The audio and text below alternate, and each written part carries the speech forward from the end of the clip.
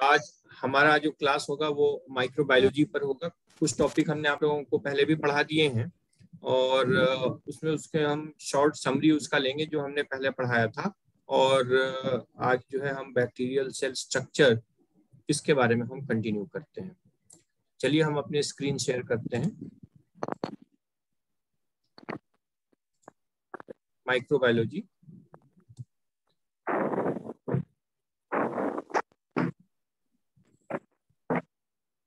इसमें हम अगर देखें तो इसका हिस्ट्री हमने आप लोगों को पिछले लेक्चर्स में एक्सप्लेन कर ही दिया था कि माइक्रोबायोलॉजी में इसकी हिस्ट्री जो है माइक्रोस्कोपी से शुरू होती है और जैसे जैसे माइक्रोस्कोपी का डेवलपमेंट होता गया माइक्रोबायोलॉजी एज ए साइंस अपने आप में इवॉल्व होती गई।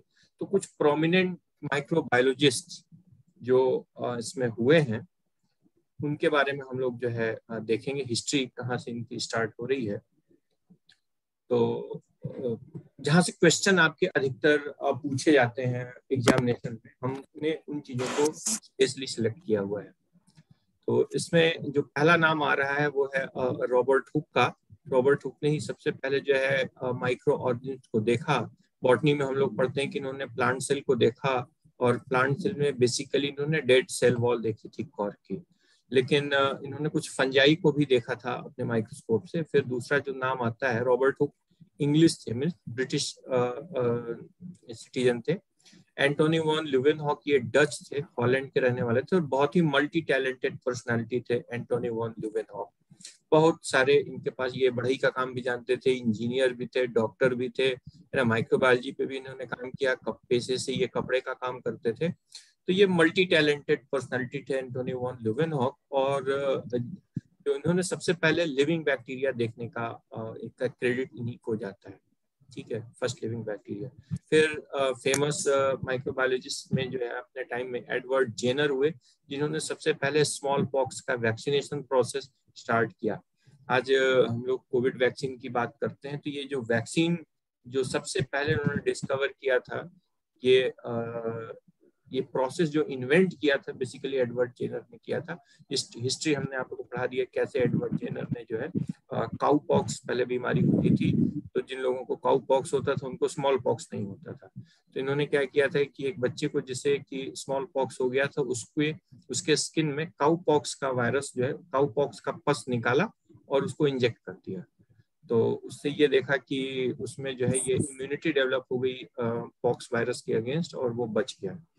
फिर फेमस मैंने आपको बताया जो फादर ऑफ माइक्रोबायोलॉजी जिन्हें कहा जाता है, लुई पास्चर, ये फ्रेंच माइक्रोबायोलॉजिस्ट थे और इन्होंने स्पॉन्टेनियस जनरेशन थ्योरी जो थी, थ्योरी ऑफ स्पॉन्टेनियस जनरेशन, इस थ्योरी को इन्होंने जो है इसका खंडन किया था और उन्होंने ये बताया था कि कोई भी माइक्रो ऑर्गेनिज्म केवल लिविंग ऑर्गेनिज्म से ही या लिविंग ऑर्गेनिज्म से ही किसी नई लिविंग ऑर्गेनिज्म की उत्पत्ति हो सकती है। एबायोटिक सब्सटेंसेस से बायोटिक सब्सटेंस का फॉर्मेशन नहीं हो सकता है। ये उन्होंने जो है बताया था लुई पास्चर ने। फिर प्रोसेस ऑफ फर्मेंटेशन इन्होंने जो है डिस्कवर किया था। पास्चराइजेशन प्रोसेस, बैक्टीरिया को डिसइंफेक्ट करने के लिए हम लोग जो यूज करते हैं आज भी, जो दूध के पैकेट होते हैं, दूध की थैली, उसको भी जो है पास्चराइजेशन प्रोसेस से ही हम लोग जो स्टोर करते हैं और वो दूध जो है लंबे समय तक स्टोर हो जाता है। अदरवाइज दूध जो है पेरिशेबल आइटम है, जल्दी ही जो है ये खराब हो जाता है। तो पास्चराइजेशन प्रोसेस और स्पॉन्टेनियस जनरेशन थ्योरी जो थी इसका खंडन करना, फर्मेंटेशन प्रोसेस के बारे में बताना, ये लुई पास्चर के टाइम पे हुआ था और इन्हीं को जो है जनरली लोग फादर ऑफ माइक्रोबायोलॉजी कहते हैं। फिर जोसेफ लिस्टर, ये जो है इंग्लिश माइक्रोबायोलॉजिस्ट थे 1867 में। इन्होंने सर्जरी के दौरान इन्होंने जो है कैसे हम जो सर्जिकल इक्विपमेंट्स हैं उसको हम स्टरलाइज करें और ऑपरेशन के दौरान या किसी भी जो है ऐसे ट्रीटमेंट के दौरान जिसमें कि बॉडी का इन्वेजन होता है, उसमें चीड़-फाड़ होती है, तो उसमें इन्वेजन के दौरान जो इक्विपमेंट्स हम लोग यूज करते हैं और जो सरफेस हम लोग जहाँ पे हम चीड़-फाड़ करते हैं, उन दोनों को स्टरलाइज करने का जो प्रोसेस है ये जोसेफ लिस्टर ने शुरू किया था। फिर फर्डिनेंड कोहन थे, ये भी जर्मन माइक्रोबायोलॉजिस्ट थे। इन्होंने डिस्कवर किया कि बैक्टीरिया के अंदर जो एंडोस्पोर्स होता है वो काफी रेजिस्टेंट स्ट्रक्चर होता है। बैक्टीरिया जब अनफेवरेबल कंडीशन में पहुंचता है तो उसे लगता है कि हम सरवाइव नहीं करेंगे, तो अपने प्रोटोप्लाज्म को एक खास तरह के स्ट्रक्चर में सेव करता है जिसको हम लोग एंडोस्पोर कहते हैं। इस एंडोस्पोर्स में इसकी सेल वॉल, इसकी जो वॉल होती है काफी थिक होती है और ये heat resistant, moisture resistant, drought resistant, radiation resistant, काफी ज्यादा रेजिस्टेंट स्ट्रक्चर है। बहुत अधिक टेम्परेचर को भी ये बर्दाश्त कर लेता है। तो कई डेडली जो बैक्टीरिया होते हैं, जो इन्फेक्शियस बैक्टीरिया होते हैं, वो एंडोस्पोर फॉर्मिंग बैक्टीरिया होते हैं। तो उसके बारे में फर्डिनेंड को ने जो है बैक्टीरिया के एंडोस्पोर्स को डिस्कवर किया था। फिर फेमस माइक्रोबायोलॉजिस्ट आते हैं रॉबर्ट कोच। ये जर्मन माइक्रोबायोलॉजिस्ट थे। इनका फेमस कोच पोस्टुलेट काफी फेमस रहा है और जर्म थ्योरी ऑफ डिजीजेस इन्होंने दिया था। फिर इन्होंने ही जो है pure culture of microbiology, microbiology में कैसे प्योर कल्चर हम लोग लेके आते हैं। हमने डॉक्टर फ्रेडी के बारे में बताया था कैसे उनकी वाइफ ने जो है अगर अगर को सजेस्ट किया था कि अगर आप अगर यूज करेंगे तो हम प्लेट के फॉर्म में जो है बैक्टीरिया को जो है फ्लैट सरफेस मिल जाएगा और उस पर हम आसानी से ग्रो कर सकते हैं। माइक्रोबियल कल्चर्स के लिए हम लोग पेट्री डिश यूज करते हैं। तो जो पेट्री डिश नाम आता है ना, पेट्री, तो जो पेट्री नाम है, पेट्री एक साइंटिस्ट का नाम है जिन्होंने पेट्री डिश का उन्होंने जो है आविष्कार किया था, उसका इन्वेंशन किया था।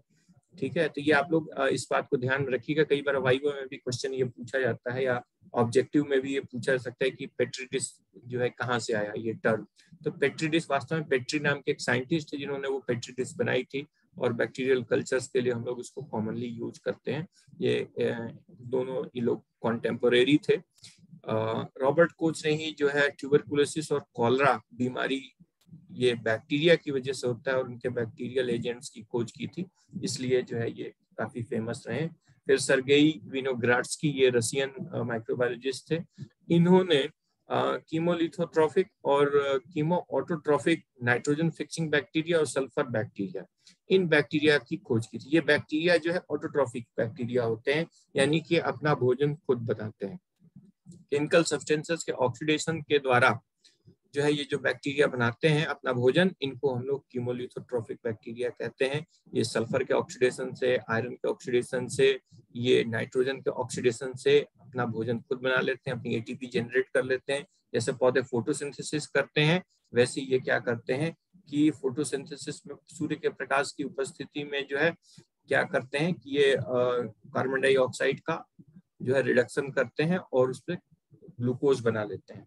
तो ये बैक्टीरिया क्या करते हैं कि आयरन से या सल्फर से ये क्या करते हैं उसको ऑक्सीडाइज करके उससे इलेक्ट्रॉन ट्रांसपोर्ट चेन चला लेते हैं और उससे ये एटीपी जनरेट कर लेते हैं। तो in free living autotrophic bacteria की जो खोज थी वो सर्गेई विनोग्राड्स्की ने की थी। ये बहुत ही एक मेजर ब्रेक थ्रू रहा इन माइक्रोबायोलॉजी की हिस्ट्री में।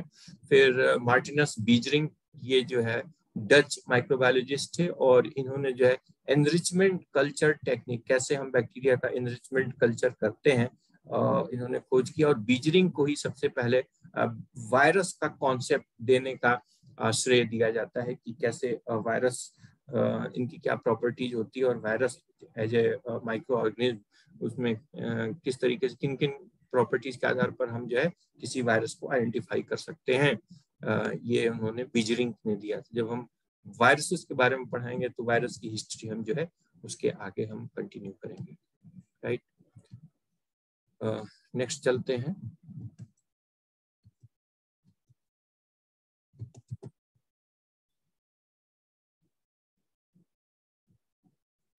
फिर कोच पोस्टुलेट के बारे में आते कई क्वेश्चन जो है कोच पोस्टुलेट के थ्रू आता है आप लोगों के सामने कि कोच ने कौन कौन सा पोस्टुलेट दिया था। आप लोगों को दिखाई दे रहा है? अपने मोबाइल पर दिखाई दे रहा है स्क्रीन? यस सर, दिखाई दे रहा है। कोच पोस्टुलेट में 4 चीजें आती हैं, 4 थ्योरीज आती हैं कोच पोस्टुलेट की। सबसे पहली ये है कि the micro organism must be present in every case of the disease but absent in healthy organism. मतलब कि अगर कोई बीमारी होती है तो बीमारी के केस में हमेशा जनरली कोई ना कोई माइक्रोब प्रेजेंट होता है। कोई आदमी बीमार होता है तो बीमार होने की वजह कोई ना कोई माइक्रोब है। कोई आदमी अगर हेल्दी है तो उसमें वो माइक्रोब प्रेजेंट नहीं होगा। Means every disease is related with A microbe. First postulate.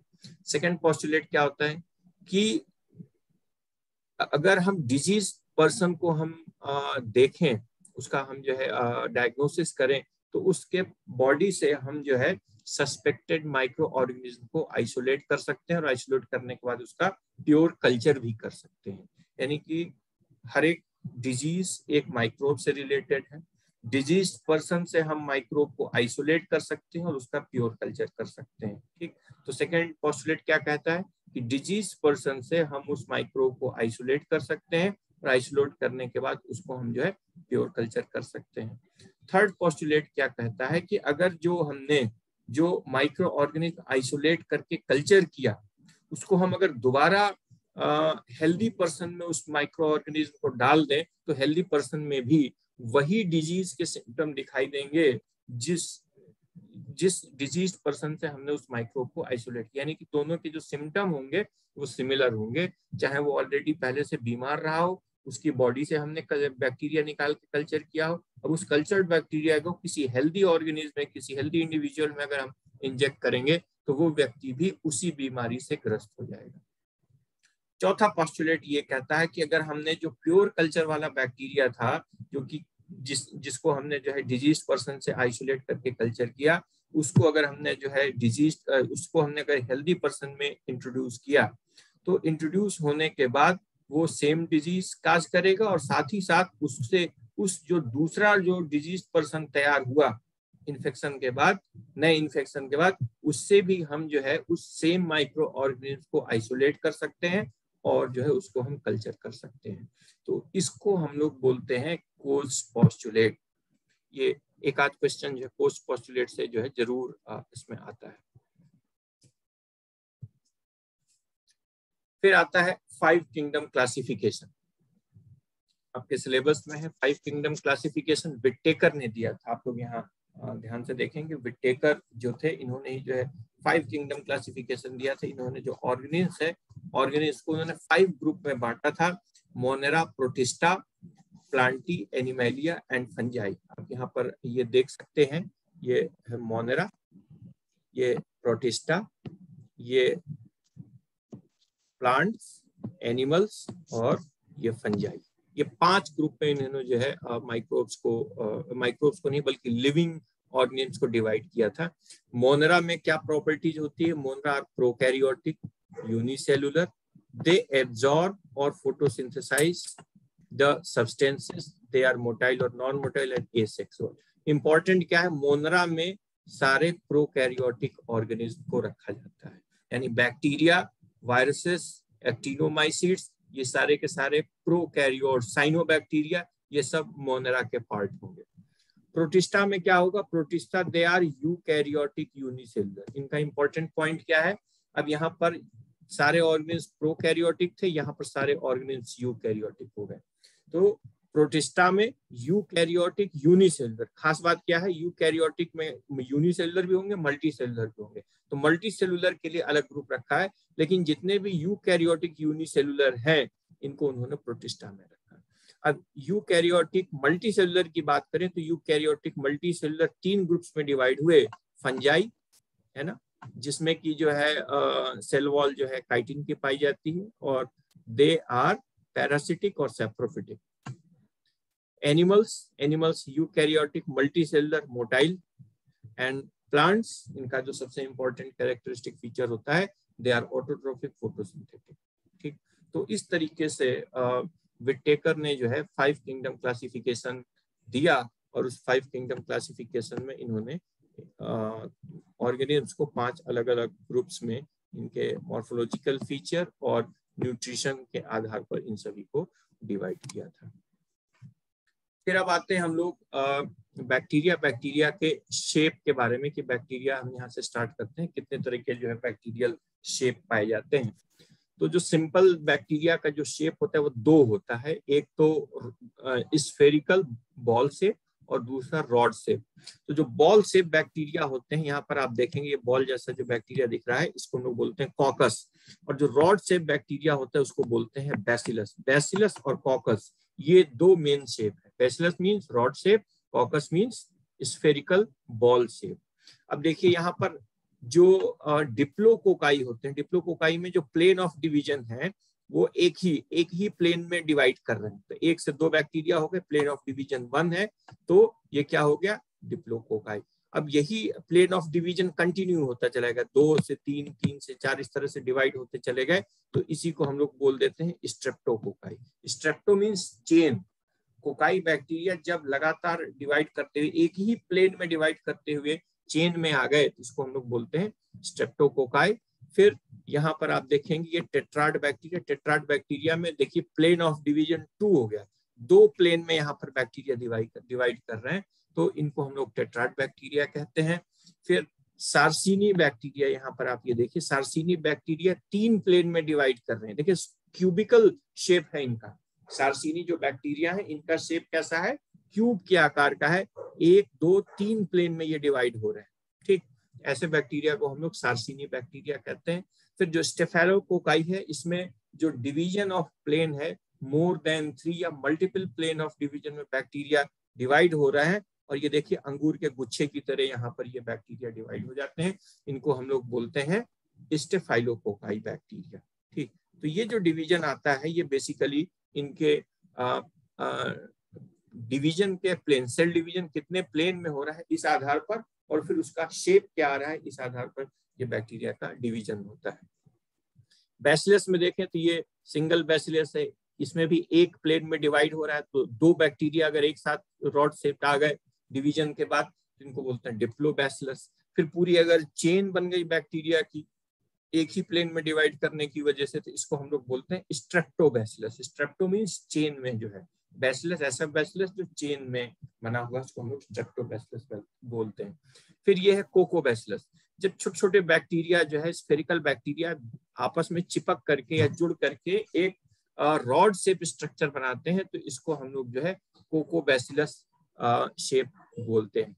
ठीक, अब आते इसके अलावा रॉड शेप और स्फेरिकल बैक्टीरिया के अलावा जो दूसरे शेप हैं वो इसके अलावा जो है आप ये देखेंगे ये कॉमा शेप बैक्टीरिया है। जो कॉमा शेप बैक्टीरिया होते हैं इसको हम लोग क्या बोलते हैं, विब्रियो बैक्टीरिया। जो कॉलरा होता है, हैजा की बीमारी, ये इसी विब्रियो कॉलरी बैक्टीरिया से होता है। ठीक है, फिर ये देखिए स्पाइरल शेप बैक्टीरिया, ये देख रहा है आप लोगों को, spiral shape bacteria, spirally coiled आपको लिखा है। साइनोबैक्टीरिया भी स्पाइरल शेप होता है। एक बड़ा क्लासिकल एग्जांपल मैंने आप लोगों को एल्गी में पढ़ाया था, स्पाइरुलिना। जो स्पाइरुलिना बैक्टीरिया होता है साइनोबैक्टीरिया, वो भी स्पाइरली क्वाइल्ड होता है। लेकिन जो स्प्रिलियम बैक्टीरिया होते हैं, जो स्पाइरिला तो प्लूरल है, इसको सिंगुलर बोलते हैं स्प्रिलियम, ठीक है ना, स्प्रिलियम ये सिंगुलर हुआ, स्पिरिला जो है वो प्लूरल हुआ। और एक होता है स्पाइरोकीट। स्प्रिलियम और स्पाइरोकीट में अंतर होता है। स्प्रिलियम और स्पाइरोकीट में जो अंतर ये होता है कि जो स्प्रिलियम होते हैं ये स्टिफ होते हैं, आसानी से मुड़ते नहीं, इनका शेप आप डिस्टॉर्ट नहीं कर सकते हैं। लेकिन जो स्पाइरोकीट बैक्टीरिया होते हैं ये भी स्पाइरली अरेंज होते हैं, लेकिन ये सॉफ्ट होते हैं, इनका शेप आप आसानी से डिस्टॉर्टेड कर सकते हैं। फिर जो 4th कैटेगरी है बैक्टीरिया की, एक्टिनोमाइसीट बैक्टीरिया, बड़ा इंपॉर्टेंट ग्रुप है बैक्टीरिया का, एक्टिनोमाइसीट्स ग्रुप बैक्टीरिया। इसमें जो फिलामेंटस बैक्टीरियम हम लोग रखते हैं, ऐसे बैक्टीरिया जो फिलामेंट के आकार के होते हैं, तंतुवत जो बैक्टीरिया होते हैं, इनको हम लोग जो है एक्टिनोमाइसीट्स के नाम से जानते हैं। तो शेप के आधार पर बैक्टीरिया जो हो गए आपके, कोकाई हो गए, बैसिलस हो गए, विब्रियो हो गया, स्प्रिलियम हो गया, स्पाइरोकीट हो गया, और एक्टिनोमाइसीट्स बैक्टीरिया हो गए। ठीक, अब आते हैं बैक्टीरियल सेल स्ट्रक्चर की, बैक्टीरिया के टिपिकल सेल में कौन कौन से स्ट्रक्चर्स पाए जाते हैं। तो एज यूजुअल आप यहाँ पर अगर आप ध्यान से देखेंगे तो बैक्टीरिया के सेल में सबसे बाहर की तरफ जो पाया जाता है वो होता है सेल वॉल। ठीक, बैक्टीरिया की जो सेल वॉल होती है वो बाकी ऑर्गेनिज्म की तुलना में डिफरेंट होती है। बाकी ऑर्गेनिज्म मतलब सेल वॉल प्लांट में भी पाया जाता है, सेल वॉल फंजाई में भी पाया जाता है, सेल वॉल बैक्टीरिया में भी पाया जाता है। लेकिन जो बैक्टीरिया की सेल वॉल है वो प्लांट की सेल वॉल और प्लांट की सेल वॉल, और भी कोई ज्वाइन हो गया, जो बैक्टीरिया की सेल वॉल है वो प्लांट की सेल वॉल और फंजाई की सेल वॉल से केमिकली डिफरेंट होती है, ठीक है। फिर बाकी सेल वॉल के नीचे जो है प्लाज्मा मेम्ब्रेन पाया जाता है टिपिकल। नेक्स्ट जो स्ट्रक्चर है वो है प्लाज्मा मेम्ब्रेन, और प्लाज्मा मेम्ब्रेन के अंदर उसका साइटोप्लाज्म होता है। लेकिन आप एक चीज और यहाँ पर ध्यान से देखेंगे कि इसकी जो सेल वॉल होती है, आप ये देखेंगे इसमें से जो है ये दाढ़ी जैसे स्ट्रक्चर निकले हुए हैं। ये जो दाढ़ी जैसे स्ट्रक्चर निकला हुआ है इसको हम लोग बोलते हैं फिम्ब्री, ठीक है। ये सभी बैक्टीरिया में नहीं हो सकते हैं, किसी में होते हैं, किसी में एब्सेंट भी हो सकते हैं। जनरली इस तरह के जो एक्स्ट्रा सेलुलर इंक्लूजन्स इनको हम लोग बोलते हैं, इनको बोलते हैं हम लोग फिम्ब्री, ठीक। और इसके साथ ही साथ इसमें जो है बैक्टीरिया में फ्लैजिलम भी प्रेजेंट हो सकता है। Flagella may be present, flagella may be absent. Number of flagella may be 1, 2 और मोर देन 2, ये भी हो सकता है, ठीक। तो ये जो हम पेरिफेरल सरफेसेस का बैक्टीरिया का जो सेल वॉल है, सेल वॉल पर आपको मिलेगा फ्लैजिलम और फिम्ब्री। किसी किसी बैक्टीरिया में कुछ और स्ट्रक्चर्स मिलते हैं जिसको हम लोग बोलते हैं पिलाई। पिलाई क्या होते हैं कि जैसे फिम्ब्री आप देखेंगे ये सॉफ्ट स्ट्रक्चर है, जो पिलाई होगा वो स्टिफ स्ट्रक्चर होगा, वो हार्ड स्ट्रक्चर निकलेगा इस तरीके से एकदम जैसे कि स्टिक होती है, स्टिक की तरह स्ट्रक्चर होंगे। उसको हम लोग क्या कह देंगे, उनको हम लोग कह देंगे पिलाई, PILI, ये हो गया पिलाई। अगर इसके सेल के अंदर की हम बात देखें तो इसका जो जेनेटिक मटेरियल है ये देखेंगे, ये जेनेटिक मटेरियल क्या हो गया, ये है न्यूक्लियोइड, ठीक। न्यूक्लियोइड यानी कि इसका जो डीएनए होता है वो नॉर्मल जैसे यूकैरियोटिक सेल्स होती हैं उनमें उनका डीएनए क्रोमोसोम में होता है, और क्रोमोसोम कहाँ पड़े होते हैं, क्रोमेटिन फाइबर की तरह ये न्यूक्लियस में पड़े होते हैं। यहाँ न्यूक्लियस नहीं प्रेजेंट होता है, ये प्रोकैरियोटिक सेल है, न्यूक्लियस एब्सेंट है। न्यूक्लियस की जगह यहाँ पर क्या प्रेजेंट है, न्यूक्लियोइड प्रेजेंट है, ठीक। तो न्यूक्लियोइड और न्यूक्लियस में क्या अंतर है, न्यूक्लियोइड में न्यूक्लियर मेम्ब्रेन एब्सेंट होती है, न्यूक्लियोइड में जो है इसमें चारों कोई मेम्ब्रेन नहीं है, इसमें कोई न्यूक्लियोलस भी नहीं है, और इसका जो न्यूक्लियोइड होता है वो केवल एक क्रोमोसोम का बना होता है। हम आगे आपको बताएंगे जब बैक्टीरियल क्रोमोसोम पढ़ाएंगे तो उसमें बैक्टीरिया के अंदर केवल एक क्रोमोसोम पाया जाता है, और वो क्रोमोसोम सर्कुलर क्रोमोसोम होता है। और ये आपको दिख रहा है ना, सर्कुलर क्रोमोसोम में ट्विस्टेड है कई तरीके से, उसमें जो है ऐंठन पड़ी हुई है, ये आपको यहाँ पर दिखाई दे रहा होगा। इसके अलावा जो राइबोसोम्स आपको सेल के अंदर दिखाई दे रहे हैं, राइबोसोम्स, इसकी खास बात क्या होती है, ये 70S राइबोसोम होते हैं। कैसे, 70S राइबोसोम्स होते हैं। यूकैरियोट्स में 80S राइबोसोम्स होते हैं, लेकिन ये प्रोकैरियोटिक सेल है, प्रोकैरियोटिक सेल्स में 70S राइबोसोम आपको मिलेगा, ठीक। फिर आता है ये कैप्सूल। जो कैप्सूल है ये प्रोटेक्टिव कवरिंग है, और ये सेल वॉल के बाहर पाई जाती है। आप देखेंगे कि ये जो येलो कलर का येलो लाइट येलो स्ट्रक्चर दिख रहा है, दैट इज द कैप्सूल। तो कैप्सूल जो है ये प्रोटेक्टिव कवरिंग है, ये बनी होती है पॉलीसैकेराइड की।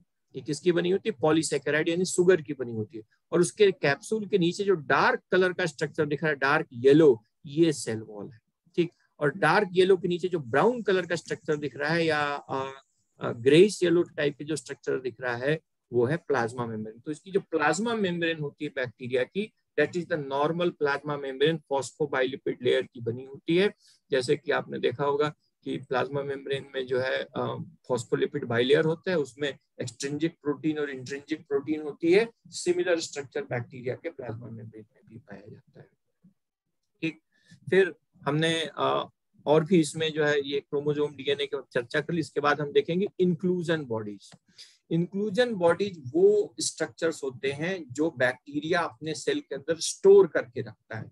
तो कई तरह के बैक्टीरिया होते हैं, उसमें इंक्लूजन बॉडीज भी कई तरह के इंक्लूजन बॉडीज होती है। और ये इंक्लूजन बॉडीज डिपेंड करती है कि बैक्टीरिया किस हैबिटेट में रह रहा है, किस जगह बैक्टीरिया रह रहा है, इसके आधार पर जो है हम उसमें डिसाइड कर सकते हैं कि इसमें इंक्लूजन बॉडीज पाई जाती है। तो एक बार हम स्ट्रक्चर देख ले क्या क्या उसमें पाया गया। एक तो प्लाज्मा मेम्ब्रेन पाया गया, कॉमन प्लाज्मा मेम्ब्रेन है, जैसे आपको पता है ये सेमी परमिएबल जो है सेलेक्टिवली परमिएबल मेम्ब्रेन होती है। फिर बैक्टीरिया के अंदर गैस वैक्यूल्स पाए जाते हैं। वो बैक्टीरिया जो एक्वेटिक इन्वायरमेंट में पाए जाते हैं, मरीन में या फ्रेश वाटर में, पॉन्ड्स में, रिवर्स में, लेकिन खासतौर पे आपने को हमने जब साइनो बैक्टीरिया पढ़ाया था तो उसमें बताया था गैस वैक्यूल पाया जाता है। तो बैक्टीरिया में ये गैस वैक्यूल भी पाया जाता है। फिर राइबोसोम बताया, कैसा राइबोसोम होता है इसमें, 70S टाइप का राइबोसोम पाया जाता है। फिर इंक्लूजन बॉडीज हमने बताया ये स्टोरेज ऑर्गन्स होते हैं जिसमें कार्बन, फास्फोरस, अदर सब्सटेंसेस में सल्फर हो गया है ना, नाइट्रोजन हो गया, ये स्ट्रक्चर्स इन मॉलिक्यूल्स को जो है ये स्टोर करके अपने पास रखते हैं। तो न्यूक्लियोइड क्या हुआ, जेनेटिक मटेरियल हो गया। पेरीप्लाज्मिक स्पेस, इनकी सेल वॉल और प्लाज्मा मेम्ब्रेन के बीच में स्पेस होता है जिसको हम लोग बोलते हैं पेरीप्लाज्मिक स्पेस। फिर सेल वॉल हो गया, cell wall means protective covering, that protective covering outside the plasma membrane. फिर कैप्सूल या स्लाइम लेयर, कैप्सूल और स्लाइम लेयर सिनोनिमस हैं।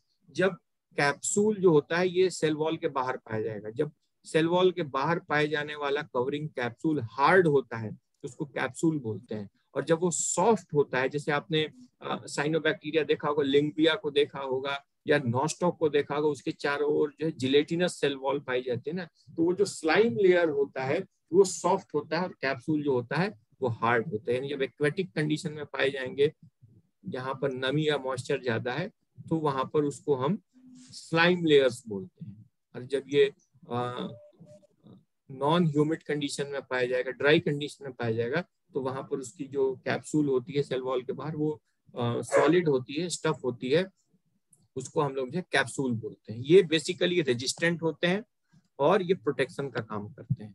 फिर फिम्ब्री एंड पिलाई के बारे में हमने बात की। तो फिम्ब्री मतलब ये जो स्ट्रक्चर आपको दिख रहा है ना, ये फिम्ब्री बेसिकली अटैचमेंट में सहायता करते हैं कि बैक्टीरिया जिस सरफेस पे ग्रो कर रहा है उस सरफेस से चिपकने के लिए ये जो फिम्ब्री होते हैं ये अटैचमेंट साइट्स का काम करते हैं। इवन जो पैथोजेनिक बैक्टीरिया होते हैं वो हमारे स्टमक में, माउथ में और अदर इंटरनल ऑर्गन्स में, लंग्स में जब चिपकते हैं तो कैसे चिपकेंगे, उनको चिपकने के लिए एक अटैचमेंट सरफेस का काम जो है ये जो है फिम्ब्री करते हैं। और ये जो पिलाई होते हैं, पिलाई बेसिकली ये दो तरीके के पिलाई होते हैं। एक तरह के पिलाई जो स्टिफ स्ट्रक्चर जो मैंने आपको ये बनाया ना, ये वाला एक पिलाई का जो शेप होता है वो हमेशा स्ट्रेट होगा, स्टिफ होगा, और ये जो पिलाई है ये फिम्ब्री से साइज में बड़ा होगा। ठीक, और ये कोई जरूरी नहीं है, आप देखेंगे ढेर सारे फिम्ब्री की संख्या ज्यादा होती है और पिलाई की संख्या कम होती है, 4, 5 या 6 पिलाई ही किसी एक सेल में मिलेंगे, लेकिन फिम्ब्री की संख्या थाउजेंड्स भी हो सकती है। ठीक है, तो ये पिलाई जो होते हैं कॉन्जुगेशन में हेल्प करते हैं, जेनेटिक मटेरियल एक बैक्टीरिया से दूसरे बैक्टीरिया में ट्रांसफर करने का जो काम होता है वो पिलाई का होता है, और जो फिम्ब्री का काम होता है वो अटैचमेंट का काम होता है। फिर फ्लैजिला, फ्लैजिला पिलाई और फिम्ब्री दोनों से बड़े होते हैं, इनका साइज जो होता है पिलाई और फिम्ब्री दोनों से काफी बड़ा होता है, और ये जो फ्लैजिला होता है ये लोकोमोशन में सहायता देता है, और फ्लैजिला जनरली एक्वेटिक एनवायरनमेंट में जो बैक्टीरिया पाए जाते हैं उनको उनके अंदर उनकी बॉडी में पाया जाता है। फिर endospore structure gram positive bacteria में पाए जाते हैं, और जनरली वो बैक्टीरिया जो हार्श इन्वायरमेंटल कंडीशन में ग्रो करते हैं उसी में एंडोस्पोर्स पाए जाते हैं। तो ये जनरली एक बैक्टीरिया के सेल के स्ट्रक्चर का मैंने आपको आउटलाइन बताया कि किसी एक बैक्टीरिया में जो है क्या क्या स्ट्रक्चर पाए जाते हैं, इंपॉर्टेंट उसके अंदर ऑर्गेनेल्स क्या क्या है वो हमने आपको बताया। आप यहाँ पर एक चीज देखेंगे कि बैक्टीरिया में double membrane bound cell organelle कोई भी प्रेजेंट नहीं है, इसमें माइटोकॉन्ड्रिया नहीं है, गोल्जी बॉडी नहीं है, एंडोप्लाज्मिक रेटिकुलम नहीं है, लाइसोसोम नहीं है। तो बैक्टीरिया आखिर ये फंक्शन कैसे करता है, बैक्टीरिया रेस्पिरेशन कैसे करता है?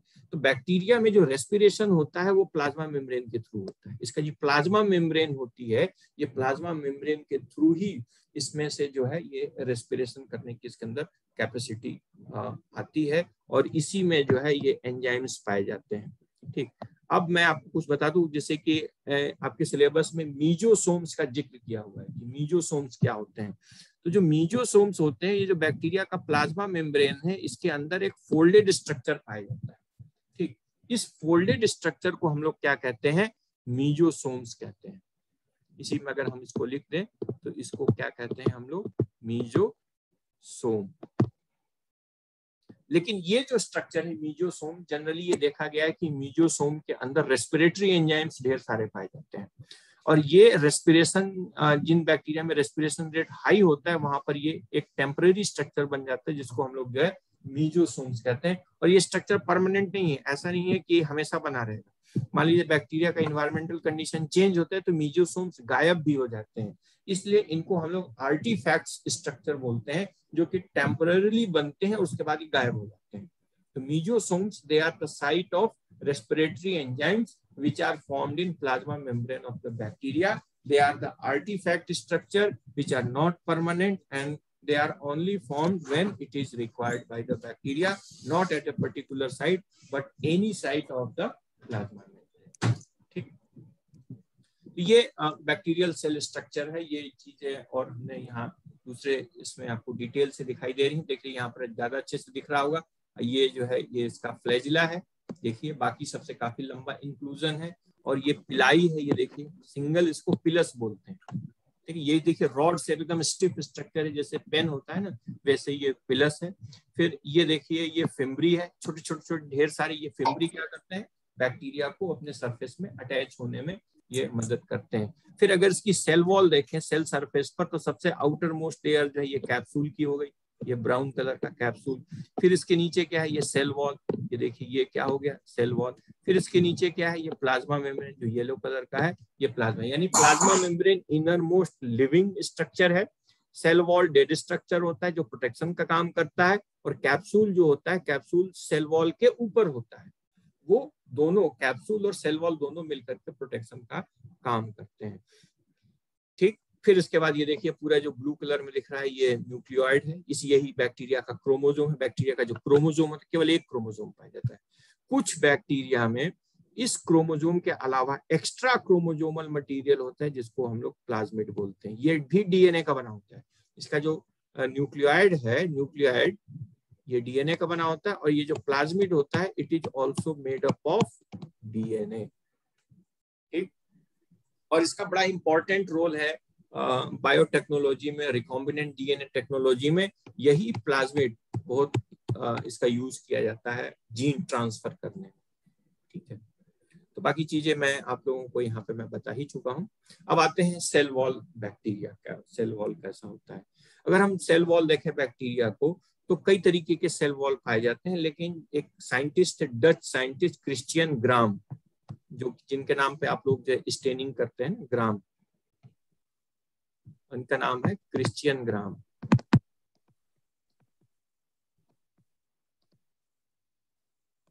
क्वेश्चन भी आप लोगों से वाइवा में उसमें पूछा गया था प्रैक्टिकल में कि ग्राम स्टेनिंग टेक्निक क्या है।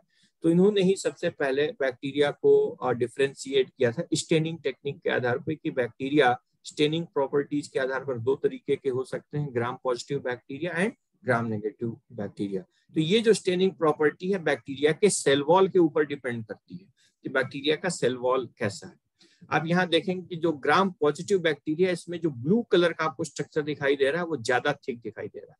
तो ये जो ब्लू कलर का स्ट्रक्चर है ये क्या है, पेप्टाइडोग्लाइकेन। तो जो बैक्टीरिया की जो सेल वॉल होती है वो किसकी बनी होती है, ये पेप्टाइडोग्लाइकेन की बनी होती है। ठीक, और प्लांट्स में सेलुलोज की बनी होती है, फंजाई में यही सेल वॉल किसकी बनी होती है, काइटिन की बनी होती है। ठीक, तो बैक्टीरिया में सेल वॉल पेप्टाइडोग्लाइकेन की बनी होती है। ग्राम पॉजिटिव बैक्टीरिया में पेप्टाइडोग्लाइकेन की थिक लेयर है, देखिए 1 2 3 4 मोटी परत होती है पेप्टाइडोग्लाइकेन की, और that is the outer most layer in a cytoplasmic membrane. Plasma membrane के बाहर जो है ये पेप्टाइडोग्लाइकेन, और बीच में ये देखिए पेरीप्लाज्मिक स्पेस, यानी कि सेल वॉल और प्लाज्मा मेम्ब्रेन के बीच में जो स्पेस बचा हुआ है उसको क्या कहते हैं हम लोग, पेरीप्लाज्मिक स्पेस। पेप्टाइडोग्लाइकेन ग्राम नेगेटिव बैक्टीरिया में भी होता है, लेकिन जो पेप्टाइडोग्लाइकेन की लेयर होती है वो काफी थिन होती है, पतली है। यहाँ पर देख रहे हैं यहाँ चार अलग अलग परत बनी हुई, यहाँ पर केवल पेप्टाइडोग्लाइकेन की केवल एक ही परत है, यानी कि ग्राम नेगेटिव बैक्टीरिया में पेप्टाइडोग्लाइकेन की परत बहुत पतली होती है और यहाँ पर ग्राम पॉजिटिव में परत काफी मोटी होती है। दूसरा, ग्राम पॉजिटिव बैक्टीरिया में जो पेरीप्लाज्मिक स्पेस है बहुत छोटा है या बहुत कम है। पेरीप्लाज्मिक स्पेस देखिए यहाँ पर बहुत थोड़ा इतना है, यहाँ पर जाके थोड़ा सा बढ़ गया। लेकिन अगर हम इसको देखें ग्राम नेगेटिव बैक्टीरिया में तो पेरीप्लाज्मिक स्पेस काफी ज्यादा होता है, यानी कि प्लाज्मा मेम्ब्रेन के बाहर पतली सी जो है पेप्टाइडोग्लाइकेन की लेयर और काफी बड़ी पेरीप्लाज्मिक स्पेस।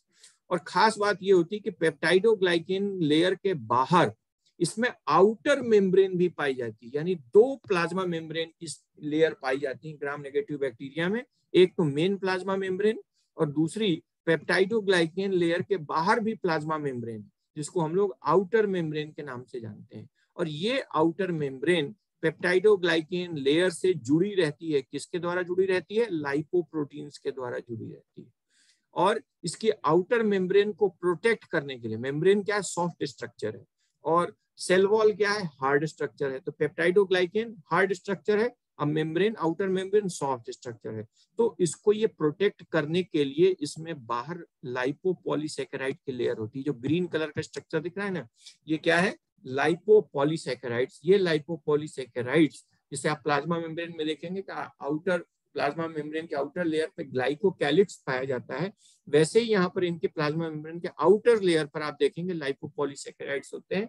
ये लाइपोपॉलीसैकेराइड्स आउटर मेम्ब्रेन को प्रोटेक्ट करते हैं बाकी चीजों से। तो ये मेन डिफरेंस होता है gram positive and gram negative bacteria में।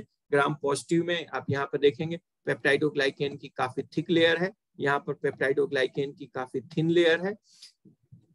ग्राम पॉजिटिव बैक्टीरिया में आउटर मोस्ट लेयर पेप्टाइडोग्लाइकेन की होती है, लेकिन ग्राम नेगेटिव बैक्टीरिया में outer most layer outer membrane की होती है ना। कौन सी है outer most layer? Outer membrane gram negative में।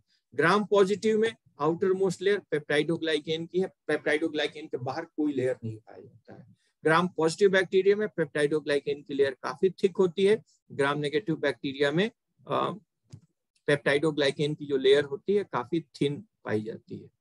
ठीक, इसके अलावा और भी हम, जैसे मैंने बताया कि जो पेरीप्लाज्मिक स्पेस है, periplasmic space gram positive bacteria में शॉर्ट होता है या डिस्टेंस उसका बहुत कम होता है, लेकिन पेरीप्लाज्मिक स्पेस ग्राम नेगेटिव बैक्टीरिया में काफी ज्यादा होता है। आप यहाँ पर देखिए पेरीप्लाज्मिक स्पेस ये इसमें है, पाया जाता है। ठीक है ना। इसी तरह यहाँ इस स्ट्रक्चर में भी आप देख सकते हैं, ये देखिए कितनी बड़ी पेप्टाइडोग्लाइकेन की लेयर है, ठीक है ना, कितनी थिक है। और यहाँ पर पेप्टाइडोग्लाइकेन की लेयर ये छोटी सी, ठीक है ना, ग्राम पॉजिटिव ग्राम नेगेटिव। अब पेप्टाइडोग्लाइकेन लेयर के बाहर आउटर मेम्ब्रेन किसमें मिलेगा? ग्राम नेगेटिव बैक्टीरिया में। ग्राम पॉजिटिव बैक्टीरिया में आउटर मेम्ब्रेन नहीं प्रेजेंट है। ठीक, अब आते हैं हम पेप्टाइडोग्लाइकेन का स्ट्रक्चर कैसा होता है। जो जैसे कि आपको हमने बताया अभी कि बैक्टीरिया की जो सेल वॉल होती है पेप्टाइडोग्लाइकेन की बनी होती है। इस पेप्टाइडोग्लाइकेन बना किसका होता है? जैसे सेलुलोज बना होता है ग्लूकोज का पॉलीमर है, ग्लूकोज के ढेर सारे यूनिट्स है ना, उसको हम लोग बोलते हैं बीटा 1,4 लिंकेज के द्वारा आपस में जुड़ करके एक चेन लाइक स्ट्रक्चर बनाती हैं, जिसको हम लोग बोलते हैं सेलुलोज। ठीक, जो पेप्टाइडोग्लाइकेन की लेयर है वो दो मॉलिक्यूल से बनती है। इस एक को बोलते हैं एन एसिटिल ग्लूकोसामिन और दूसरों को बोलते हैं एन एसिटिल म्यूरेमिक एसिड। ये दो सुगर्स है ना, नाइट्रोजन कंटेनिंग सुगर्स होते हैं। ये दो सुगर एन एसिटिल ग्लूकोसामिन और एन एसिटिल म्यूरेमिक एसिड आपस में मिल करके पेप्टाइडोग्लाइकेन की चेन बनाते हैं। आप ये देख सकते हैं, ये चेन बना है किसका? एन एसिटिल ग्लूकोसामिन, और ये किसका है? एन एसिटिल म्यूरेमिक एसिड, फिर एन एसिटिल ग्लूकोसामिन, फिर एन एसिटिल म्यूरेमिक। ये एक दूसरे को अल्टरनेट करते हुए, आप देख रहे हैं इसकी सेल वॉल, ये अल्टरनेट करते हुए चलते हैं। इसके साथ ही साथ एन एसिटिल ग्लूकोसामीन से, ये आप देखेंगे एन एसिटिल ग्लूकोसामीन से ये ब्लू कलर का आपको जो स्ट्रक्चर दिख रहा है, इसको हम लोग बोलते हैं पेप्टाइड क्रॉस लिंक। ये क्या करता है कि ये जो दो रॉड होती है ना, एन एसिटिल ग्लूकोसामीन और एन एसिटिल म्यूरेमिक एसिड, यानी कि जो पेप्टाइडोग्लाइकेन की चेन है आपस में जोड़ने का काम पेप्टाइड क्रॉस ब्रिजेस करते हैं। पेप्टाइड क्रॉस ब्रिजेस क्या होते हैं? क्रॉस ब्रिज का क्या काम है? पुल को जोड़ना। ये दो है ना, इनको जोड़ने का काम कौन करता है? पेप्टाइडोग्लाइकेन की चेन को जोड़ने का काम पेप्टाइड क्रॉस ब्रिज करते हैं। पेप्टाइड क्या होते हैं? अमीनो एसिड के कम, ये सब क्या है? अमीनो एसिड है। तो ब्लू कलर का दिख रहा है ना, ये सब अमीनो एसिड है। तो एक अमीनो एसिड, दो अमीनो एसिड, तीन अमीनो एसिड, जब 9 या 6 या 6 से ज्यादा अमीनो एसिड्स आपस में जुड़ते हैं तो उनको हम लोग बोल देते हैं peptide. Peptide means short fragment of protein. Protein में काफी ज्यादा यूनिट्स होती हैं अमीनो एसिड्स की, पेप्टाइड शॉर्ट यूनिट होती है अमीनो एसिड्स की। तो ये जो पेप्टाइड क्रॉस ब्रिजेस हैं, ये पेप्टाइडोग्लाइकेन की जो चेन होती है, ये देखिए चेन, लंबी लंबी रॉड लाइक स्ट्रक्चर, ये पेप्टाइडोग्लाइकेन, इनको आपस में जोड़ने का काम ये पेप्टाइड क्रॉस ब्रिज करते हैं। फिर ये पेप्टाइड क्रॉस ब्रिज जो बन गए, अब ये ऊपर वाली चेन से जोड़ने के लिए इसमें देखिए टेट्रा पेप्टाइड है, 4 पेप्टाइड दिख रहा है, ये टेट्रा पेप्टाइड साइड चेन। ये टेट्रा पेप्टाइड साइड चेन ये अपर वाले इसके ऊपर जो पेप्टाइडोग्लाइकेन की जो लेयर होगी उससे जोड़ने का काम करते हैं। तो किसी भी पेप्टाइडोग्लाइकेन में जो कि बैक्टीरिया का सेल वॉल होता है, पेप्टाइडोग्लाइकेन की एक चेन होती है जिसको एनेस्टिल म्यूरेमिक एसिड और एनेस्टिल ग्लूकोसामिन कहते हैं। दूसरा जो स्ट्रक्चर होता है क्रॉस ब्रिजेस अमीनो एसिड होता है जो कि पेप्टाइडोग्लाइकेन की चेन को आपस में जोड़ने का काम करता है।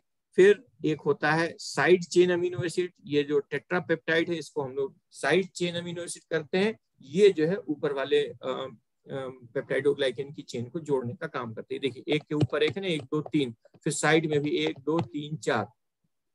तो साइड वाले को जोड़ने का काम क्रॉस ब्रिजेस करता है और ऊपर वाले से जोड़ने का काम टेट्रापेप्टाइड साइड चेन कर रही है।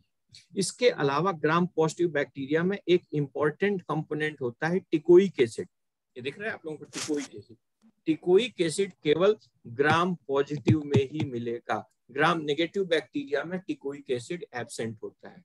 ये ध्यान रखिएगा, ये डिफरेंस आता है ग्राम पॉजिटिव और ग्राम नेगेटिव बैक्टीरिया। ठीक, अब आते हैं हम लोग ग्राम नेगेटिव बैक्टीरिया में। तो जो ग्राम नेगेटिव बैक्टीरिया होते हैं, ग्राम नेगेटिव बैक्टीरिया में क्या होता है कि पेप्टाइडोग्लाइकेन की लेयर बहुत ही पतली होती है, देख रहे हैं आप, ये सिंगल लेयर बनी हुई है पेप्टाइडोग्लाइकेन, और इस पेप्टाइडोग्लाइकेन के बाहर आउटर मेम्ब्रेन है। और आउटर मेम्ब्रेन जो आप दिख रहा है, ये पेप्टाइडोग्लाइकेन और ये आउटर मेम्ब्रेन, ये दोनों मिलकर के इसकी सेल वॉल बनाती है। पेप्टाइडोग्लाइकेन और आउटर मेम्ब्रेन मिलकर के इसकी सेल वॉल बनाती हैं। और जो आउटर मेम्ब्रेन होता है इसमें लाइपोपॉलीसैकेराइड्स होते हैं। ये जो आपको छड़ जैसी संरचना, मुड़ी हुई छड़ जैसी दिख रही है ना ब्लू कलर की, दैट इज द लाइपोपॉलीसैकेराइड। लाइपोपॉलीसैकेराइड के 3 कंपोनेंट होते हैं। लिपिड ए जो बेसल रीजन है, नीचे वाला दिख रहा है, लिपिड ए इसको बोलते हैं, जो धसा होता है अंदर, है ना, क्योंकि जो आउटर मेम्ब्रेन है ये क्या है, आउटर प्रोटीन, इनर प्रोटीन, और बीच में क्या है, ये फैटी एसिड्स होते हैं। तो जो लिपिड ए होता है ये जो है आउटर प्रोटीन लेयर के अंदर ये जो है धसा रहता है। ये जो फॉस्फोलिपिड का जो ग्लिसरॉल हेड है उसके अंदर ये धसा रहता है लिपिड। फिर इसके ऊपर थोड़ा सा जो पार्ट होता है उसको कोर पॉलीसैकेराइड कहते हैं, और कोर पॉलीसैकेराइड के ऊपर जो होता है उसको ओ पॉलीसैकेराइड कहते हैं।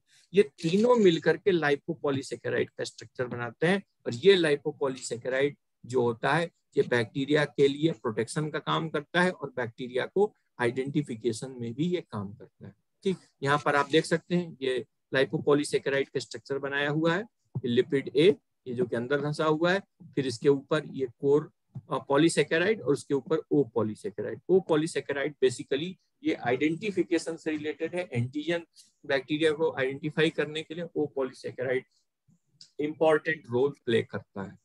ठीक है, तो ये किस में पाया जाएगा, ग्राम नेगेटिव बैक्टीरिया में पाया जाता है। अब हमारे पास लेस देन 1 मिनट का टाइम बचा हुआ है, आज का टॉपिक हम यहीं खत्म करते हैं, ठीक है ना, और बाकी